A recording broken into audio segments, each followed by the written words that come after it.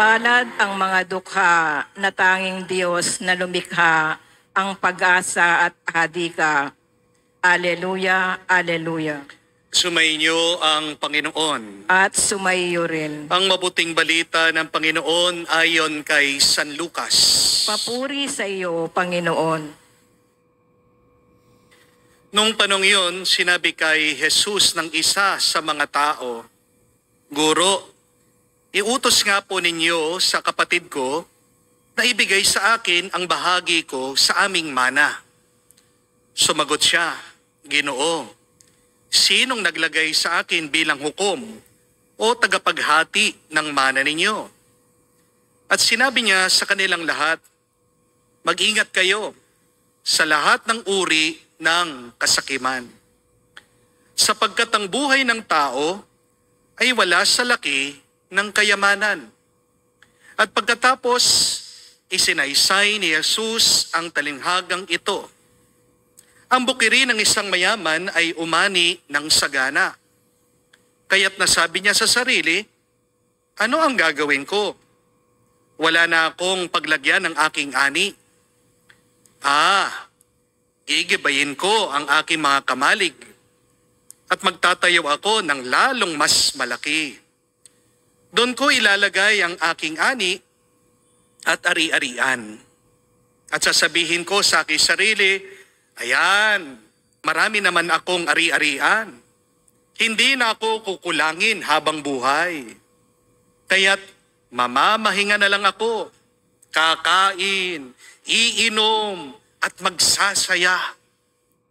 Ngunit, sinabi sa kanya ng Diyos, hangal, sa gabing ito'y babawiin ka ng buhay. Kanino mapupunta mga bagay na inihanda mo? Ganyan ang sasapitin na nagtitipon ng kayamanan para sa sarili, ngunit dukha naman sa paningin ng Diyos. Mga kapatid, ang mabuting balita ng ating Panginoon. Pinupuri ka namin, Panginoong Hesukristo.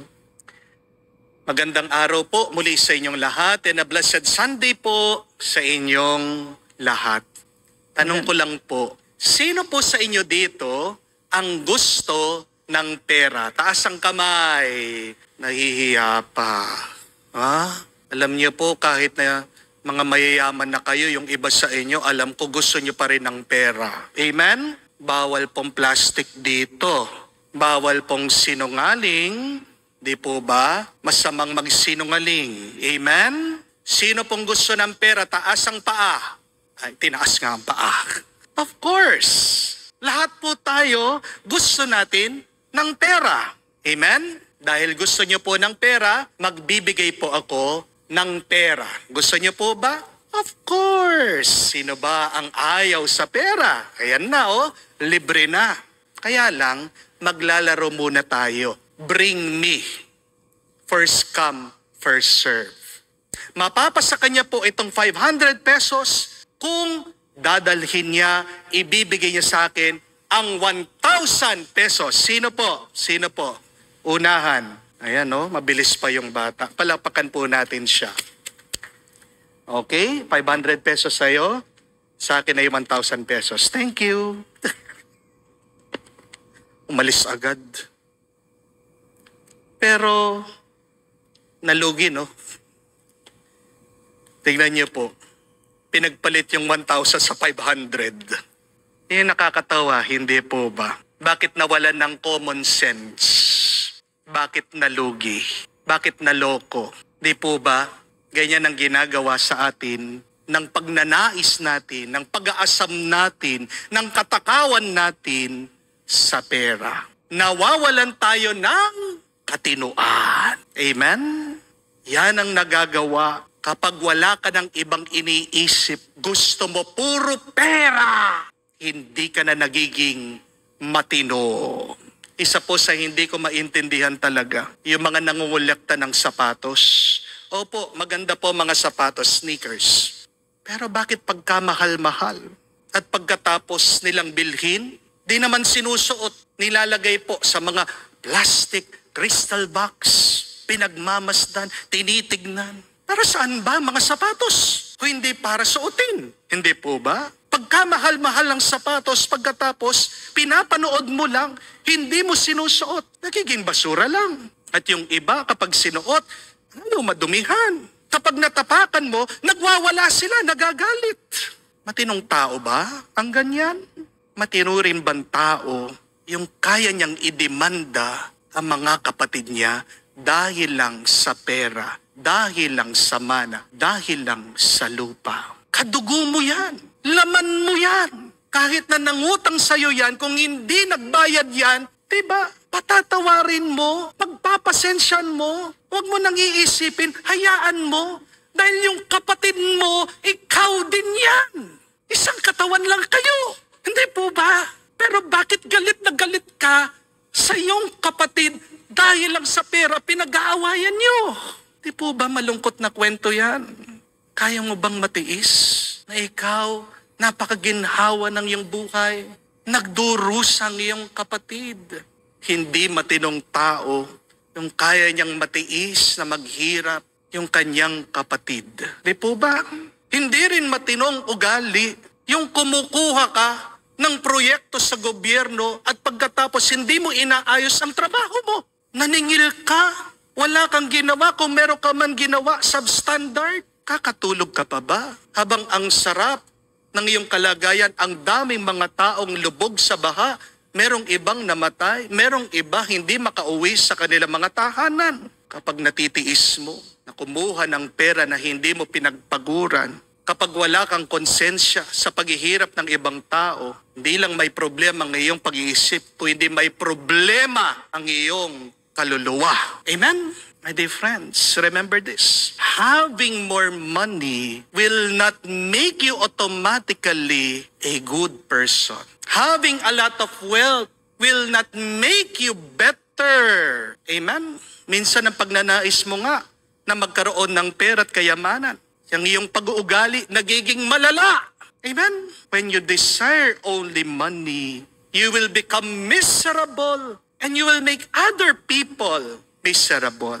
Yan po ang sinasabi, pinapaalala sa atin ng unang pagbasa sa libro ng Ecclesiastes. Ang sabi, what profit comes from a man to all his toil and anxiety in his heart, which he has labored under the sun. All his days are sorrow, and grief his occupation. Each night, his mind is not at rest. Sulit ba ang pagkakaroon mo ng pera kung ang kapalit naman nito ay ang iyong konsensya? Para saan ang pera kung hindi ka naman ito ginagawang masaya? Sabi nga ng isang aktor, kahit na meron akong swimming pool, hindi ko naman magamit ito dahil napaka-busy ko.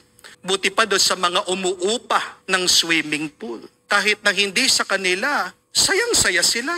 Sino ba talaga ang pinakamayaman? Hindi po yung punong-puno ng pera sa kanilang bangko. Ang tunay na mayaman ay yung taong punong-puno ng kapayapaan sa puso nila. Amen? And I just want to remind you, my dear friends, a rich person who only have money is actually poor. Kung puro ka lang pera, meron ka, di ka talaga mayaman. Mahirap ka talaga. Mayaman ka ba kung puro sakit na lang ang meron sa iyong pangangatawan? Papera ka nga, pero hindi naman kayo nag-uusap ng iyong asawa at mga anak. Yan bang tunay na mayaman? Mayaman ba talaga yung kahit na maraming ari-arian? Mag-isa siya, malungkot siya, wala siyang kaibigan? Mayaman ba talaga yung tao na kung saan wala siyang kahulugan sa kanyang buhay? Hindi niya alam ang kanyang gagawin. Wala siyang misyon dito sa mundong ito, sa buhay na ito. Remember, when you lose money, you lose nothing. Because you can earn money back. When you lose your health, you lose something because half of your strength is gone. But when you lose your soul, you lose everything because you're losing your life and your life eternal.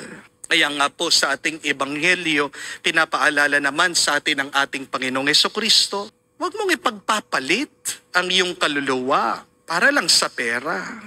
Because money cannot give you life and life eternal. Jesus said that though one is rich, one's life does not consist of possessions. Hindi nasusukat ang ating buhay sa dami ng ating pera. Tandaan, hindi naman lahat ng mayaman ay pinagpala at hindi lahat ng mahihirap ay pinapabayaan. Hindi lang naman po pera at kayamanan ang blessing ng buhay na ito. Amen? Money does not make the world go round.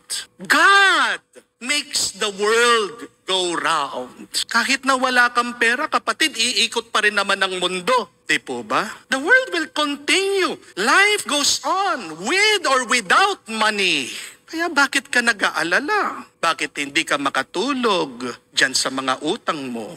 Remember and understand, life is more than money, wealth, and treasures. Kaya nga pinapaalala sa atin ng Panginoon, bantayan natin ang ating puso sa kasakiman.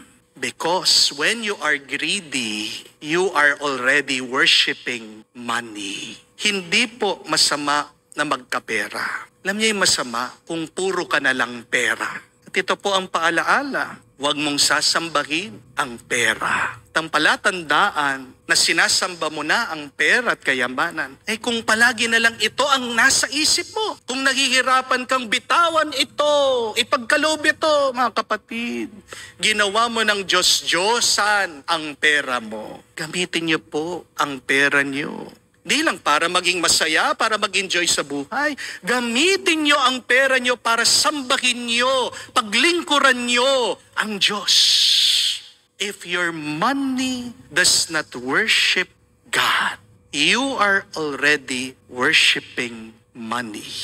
Dahil ang nakakatakot na katotohanan ay, sinasamba mo na ang iyong pera kapag kaya mo nang isakripisyo ang lahat para lang magkapera ka.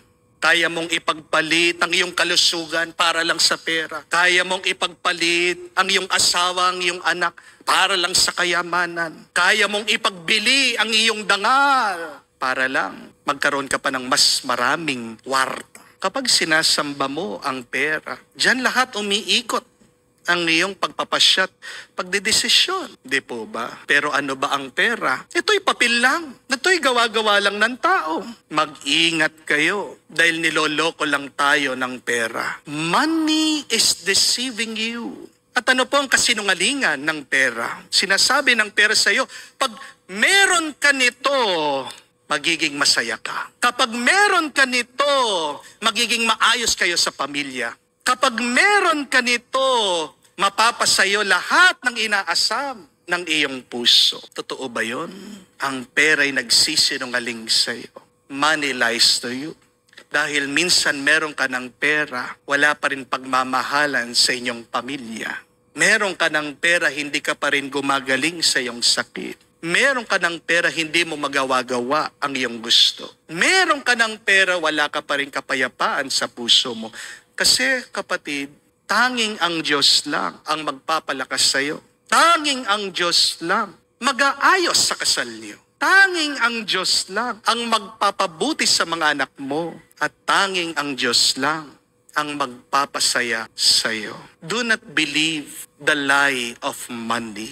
Wala naman pong masama sa pagiging mayaman. Basta't paglingkuran mo lang ang Diyos.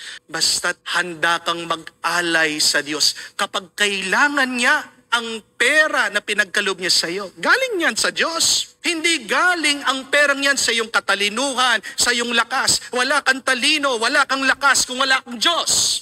Di po ba? Tandaan niyo yan. Huwag na huwag kang magiging alipin ng pera. Dahil kapag naging alipin ka ng pera, magiging kawawa ka, mababankrupt ka, maghihirap ka, mauubos ka. Amen? Tingnan niyo yung mga nalululong sa kasino. Walang yumayaman. Yung mga naa-addict sa online gambling, nadidepress. Yan ang kasinungalingan ng pera. Yan ang paninira ng kayamanan sa atin. Remember the mathematics of life. The more that you divide, subtract yourself to add more to others, the more that God will multiply His blessings into your life. Ang formula ng mas maraming blessing sa ating buhay, hatiin mong yung sarili. Bawasan mo kung ano ang meron ka. Dagdagan mo ang iba. Nakikita yan ng Diyos. At pararamihin pa niya ang pagpapala at grasya na binibigay niya sa iyo araw-araw. Sa August 4 po, mag-a-anniversary na po yung pagsabog dun sa Beirut, Lebanon. Naalala niyo po yun? Nangyari po yan noong mga 2020. Nagkaroon po ng massive explosion, pagsabog po dun sa Beirut, Lebanon. Hindi po ito dahil sa atake ng kanilang mga kalaban, hindi po dahil sa missiles. Nasira po, napakalaking warehouse, nadamay po yung mga ibang building. Ano po ang dahilan ng pagsabog? Kasi meron po palang isang storehouse o warehouse, nakaimpok ang ammonium nitrate. Ano po yung ammonium nitrate? Fertilizer. Sa katagalan po pala, kapag tinago mo, hindi mo ginagalaw yung ammonium nitrate, nagiging bomba. Yan din po yung sangkap sa paputok sa bomba. Kaya po sumabog kasi nakaipon lang po.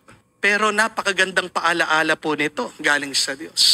Sinasabi sa atin ng Panginoon sa pamamagitan po ng karanasan na yon. Sipin nyo, delikado ang nag-iipon at nagtatago. Amen? Unawain niyo po. Ganyan din po pagdating sa pera natin. Think of your money and treasure as ticking time bombs. Kaya nga ang habilin ng ating Panginoon store for yourself treasure in heaven. At paano tayo magkakaroon ng kayamanan sa langit? Simple lang po, sa pamamagitan ng pagbibigay, pagbabahagi, paglilingkod, pagmamahal sa iba. Ang ginto mo sa langit ay hindi yung mga naipon mong pera, kung hindi yung iyong nabahagi. That is our treasure in heaven. Not the money that we have hidden, but the wealth that we have given. Hari nawa, maalaala po natin na ang pinakamahalagang kayamanan ay tanging Diyos lang. Dahil tanging Diyos ang magkakalob sa iyo ng kalayaan, ng kapayapaan, at buhay na walang hanggan. Huwag na huwag mong gagawing Diyos ang pera mo. Hindi ka maliligtas nito. Kapag Diyos mo ang iyong pera, kahit na anong dasal mo, wala kang matatanggap na pagpapala at kapayapaan. Mga kapatid, alam ko po, masarap ang magkaroon ng pera, pero baka nakalimutan niyo, mas masarap ang merong Diyos sa ating buhay. Amen? Magdasal po tayo sa banal na misang ito. Malayo po tayo sa kasakiman, sa pagnanais, sa magkaroon ng pera at kayamanan. Manalangin po tayo. Huwag po tayong magpabulag sa ating pagnanasa na magkaroon ng maraming pera. Palagi ka lang magpasalamat sa Diyos. Gagaan ang iyong kalooban. Palagi kang magpasalamat sa Diyos. Bubuksan niya ang mata mo sa tunay na mahalaga sa buhay na ito. At anong pinakamahalaga? Itong ating pasalamatan, kanyang pagmamahal, ang maglingkod sa iba, ang maging masaya. Dahil pag ikaw ay nagbabahagi, nagkakaroon ka ng kayamanan sa langit. Amen.